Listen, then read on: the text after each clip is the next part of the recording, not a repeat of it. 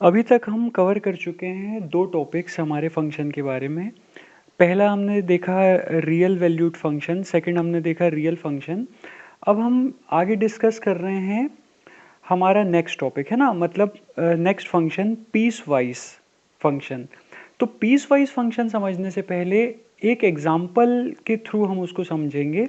मतलब इस वीडियो में हम बेसिक थीम देखेंगे कि पीस वाइज फंक्शन का एक्चुअल में थीम क्या है, मतलब किस प्रिंसिपल पे वो वर्क करता है। और नेक्स्ट वीडियो में हम उसकी जो एक्चुअल फॉर्मल डेफिनेशन है, मैथमेटिकल डेफिनेशन है, उसके बारे में हम डिस्कस करेंगे। क्लियर?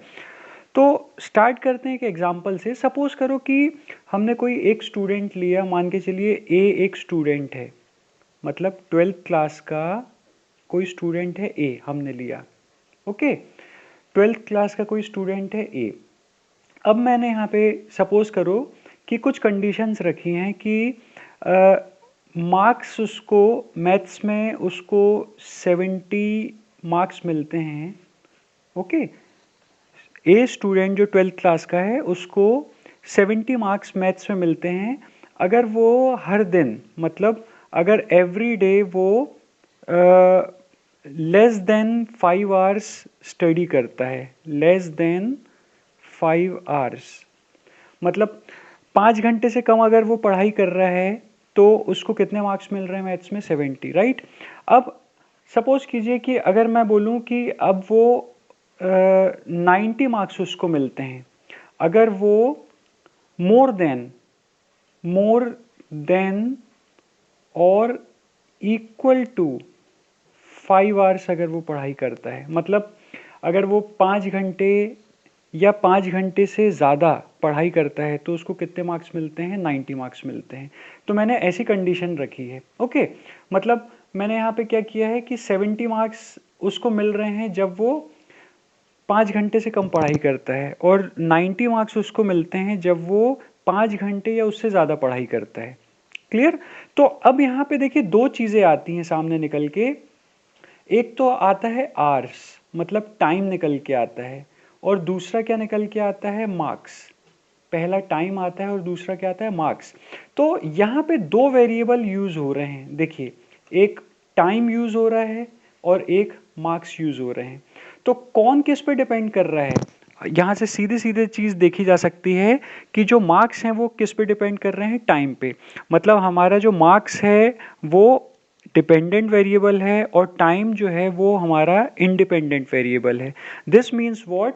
हम ये कह सकते हैं कि मार्क्स जो है वो फंक्शन है किसका? हमारा टाइम का फंक्शन है। क्लियर?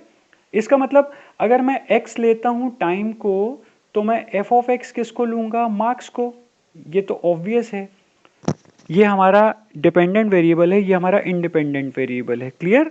तो अगर मैं f ऑफ x मार्क्स को ले रहा हूं तो x मैं क्या लूंगा यहाँ पे? टाइम को, क्योंकि टाइम पे डिपेंड कर रहा है मार्क्स। ओके, अब यहाँ पे देखिए, अगर मैं इसको एक्सप्रेस करना चाहूँ तो मैं इसको देखिए कैसे एक्सप्रेस कर सकता हूँ।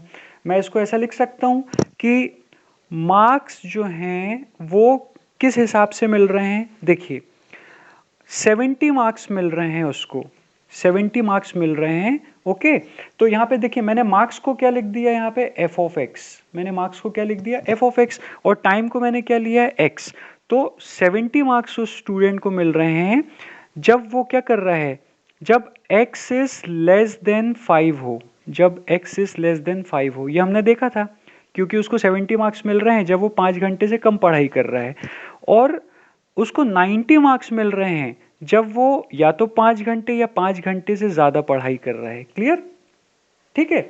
लेस देन 5 आवर्स के लिए उसको कितने मार्क्स मिल रहे हैं? 70। और मोर देन और इक्वल टू 5 आवर्स के लिए उसको कितने मार्क्स मिल रहे हैं? 90।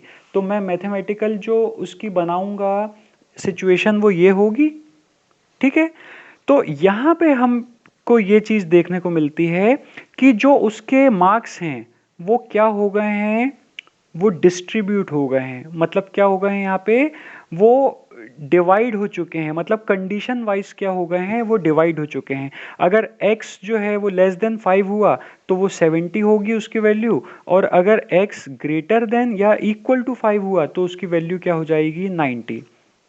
तो हम ये देख सकते हैं कि मार्क्स जो हैं वो कुछ पीसेस में डिवाइड हो गए हैं।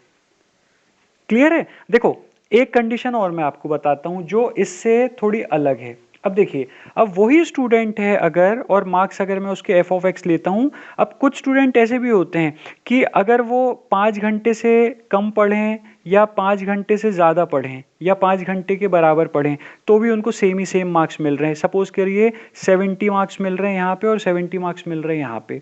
तो आप ये देख सकते हैं कि अगर कोई स्टूडेंट 5 घंटे से कम पढ़ रहा है तो भी उसको 70 मार्क्स मिल रहे हैं, और अगर वही स्टूडेंट 5 घंटे पढ़ रहा है या उससे ज़्यादा पढ़ रहा है तो भी उसको कितने मिल रहे हैं, 70 मार्क्स।